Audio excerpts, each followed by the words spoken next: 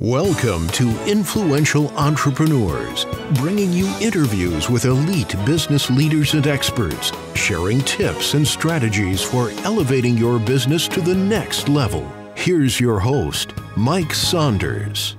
Hello and welcome to this episode of Influential Entrepreneurs. This is Mike Saunders, the Authority Positioning Coach. Today we have with us Justin Legier, who's the Chief Operating Officer with Cybeats. Justin, welcome to the program. Mike, thanks for having me. You are welcome. So I want to learn all about what you do and the space that you are occupying in technology today, but get us started with a little bit of your story and background and how did you get into this industry? Yeah, sure. I guess it probably all started as a kid joining the military. I joined when I was 16, the Canadian Armed Forces, and moved into the regular force from the reserves. I became an officer, did my university degree, and after about 10 years, I'd gone into special operations forces, got promoted as a lieutenant commander. I'd kind of achieved all of my military goals and started to think about the next step.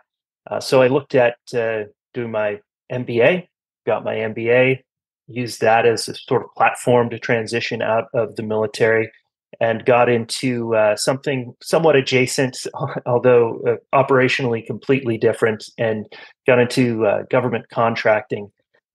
Worked on a few large projects for the provincial government here in British Columbia. I'm in Canada, obviously, and later with the federal government.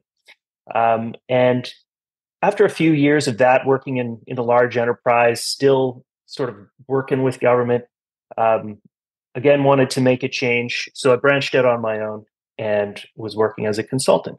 And through that, I got introduced to Cybeats when it was very early on. I think where I'm probably strongest is on helping companies grow, on scaling operations, on taking big complex problems, breaking them down, and just churning out solutions bit by bit. And that's the stage that they were at. And through that engagement, was offered the role of chief operating officer, and what ops guy doesn't want to jump into that top seat? So I took that opportunity and been at that for coming up on 2 years. When you were describing that, it made me think of two things. Number one, you like working with, or this opportunity is very optimal because the train had left the station. It wasn't a startup. It wasn't some concept. It was up and running. And now you're able to come in and see opportunities to tweak this, polish that. And then secondly, with your military background, I just would love to know the stats out there. I know someone has done this research study, but a high percentage of the top performing companies, CEOs, COOs, all of these positions are coming out of the military because of discipline, because of structure, because of leadership. And like you said, you can see a big problem / opportunity, break it down, and then rally the troops, per se, and go, okay, let's do this right in front of us. Let's work this problem, which then leads to the next. So talk a little bit about how that approach has served you well when you now are moving into the next steps with Cybeats. Yeah, I mean, I think it comes down to leadership. The military organization is a leadership organization from top to bottom and from bottom to top. I also found, particularly my experience with special operations forces, you're dealing with highly motivated, highly trained people, well equipped, and really, it was one of the best experiences of my life, just being able to be part of an organization where everybody cares so much. Everybody wants to be the best. Everybody's trying all of the time. And taking an organization where everyone has something to contribute, it gives you a different perspective on what management and leadership can be with the right attitude. And trying to bring that attitude is something that I've tried to incorporate into my work and into our team. So it is very much a team sport. I don't know anyone who's done anything incredibly hard without a team, and everybody working towards that same goal. And that is something that I think, whether it's conventional, special forces, whatever, the military is really, really good at setting those goals and going after them with a no-fail attitude. When they say, "What's your biggest weakness?" Mine is definitely I don't know when to quit. That's awesome. You love how you weave in a big strength into the weakness, right? Well, Exactly right. it's definitely it can be a strength, but it Yeah, certainly can be a weakness as a well. weakness. Yeah. So on Cybeats website, I see a really nice, clean, crisp first glance, and I see automating SBOM management. Mhm. What in the world is SBOM management? Yeah, so I think it's best if I put this in the global context for you. We'll go big and then we'll break it down, okay? Okay. So over the last few decades, and really within the last couple of years in particular, we've seen a massive increase in cyber espionage, sabotage, disruption of critical infrastructure, and cybercrime. Okay, and this is to the tune of trillions of dollars. It's a massive shadow economy out there. It's costing the global economy trillions, and they're always looking for new ways to exploit weaknesses. They've moved away from some of their more conventional attacks, and they've gone after what's called the software supply chain. So these are the building blocks of our society. Essentially, everything is digital. Your phone, your TV, your refrigerator, everything has software, and they're going after the building blocks of that software in order to gain access and conduct their, let's just call them, nefarious operations, whether they're Mhm. political, criminal, what have you. So software supply chain, that's the key element that we want to take out of that. um, and Cybeats is And becoming. isn't that very foundational? So for instance, you might, that's kind of like coming in the side door. Like from the military, you might, have a frontal attack, but really if you come in the back door, the side door, it's not as obvious. So isn't that part of that vulnerability, which is, oh, if we go a couple layers deep here, boy, they might not see us until it's way too late. Exactly. And the real problem with that is that we can put up all the fences we want, but as you say, if they're able to just walk in the side door because they were able to get a couple layers deep, then we're completely out of luck. And it's an intelligence issue, essentially. Just to go back to the military metaphor, we don't know Mhm. we don't know what we don't know, and this is one of the problems that we're trying to address. So, uh, SBOM is a software bill of materials, just like you'd have an ingredients list on your food to make sure there's no lead in it or what have you. A software bill of materials lists all the components, all the libraries, all the dependencies, the licenses, the relationships of all these different components in that software, so that we can have some visibility on the software supply chain. And it creates a whole new problem in SBOM, right? Because this is machine readable data. This isn't just a list I can pick up just and look at like a food label on a can. It's highly complex.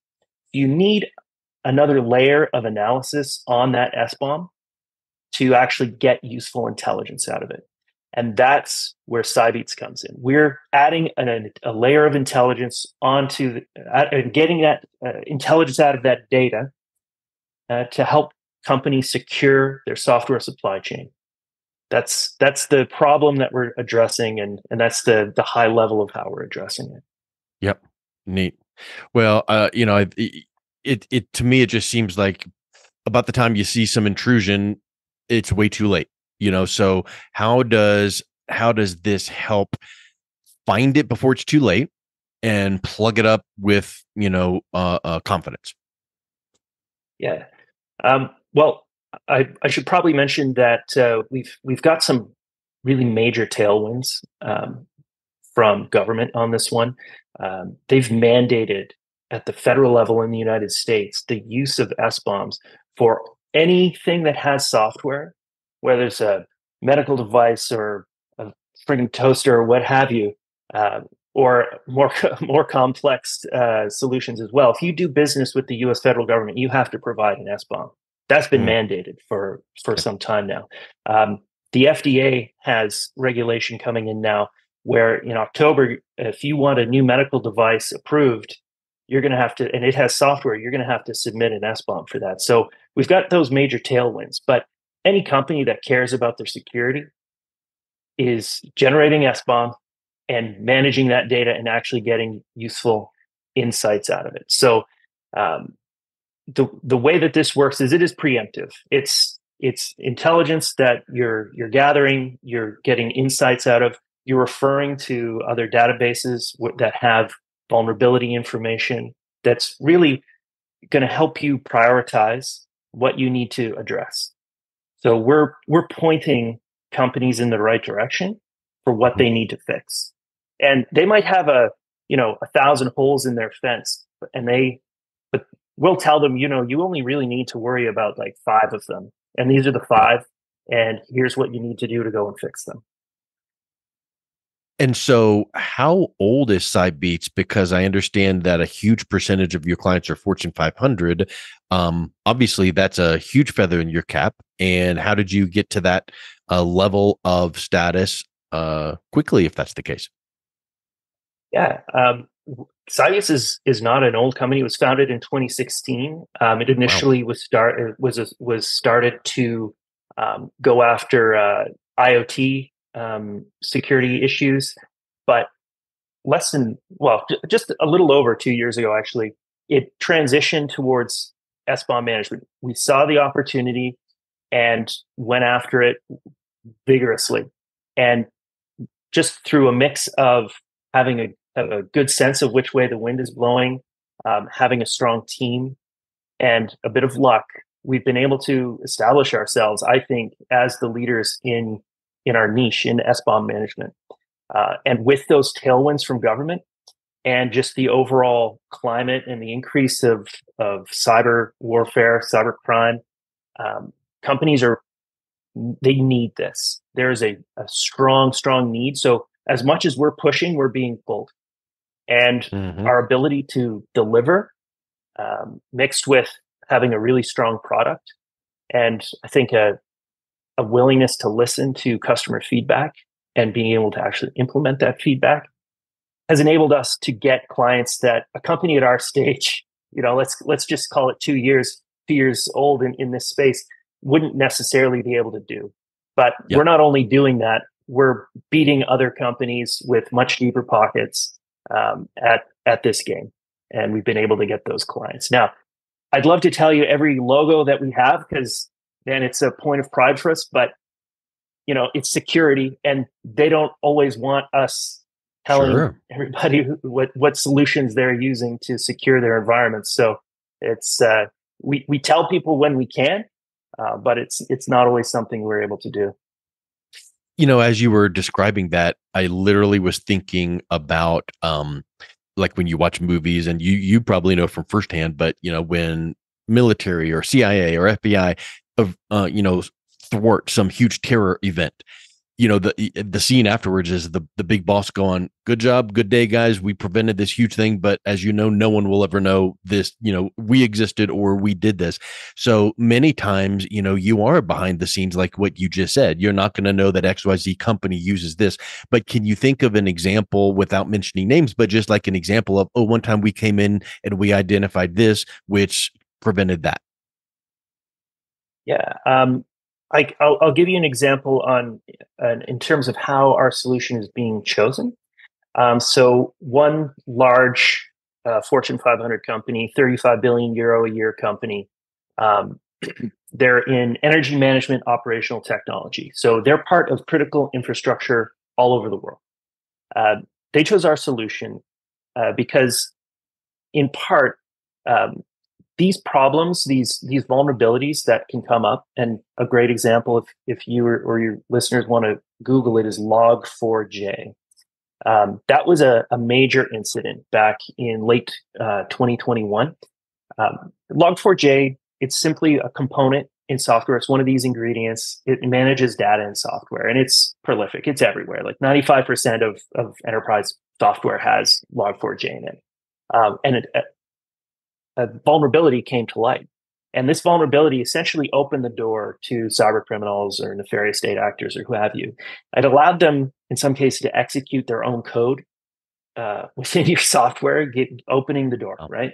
And when it was announced, there was no fix for it. So, it got announced. Everybody's freaking out. Oh my gosh, where is Log4j in my stack? I need to address this.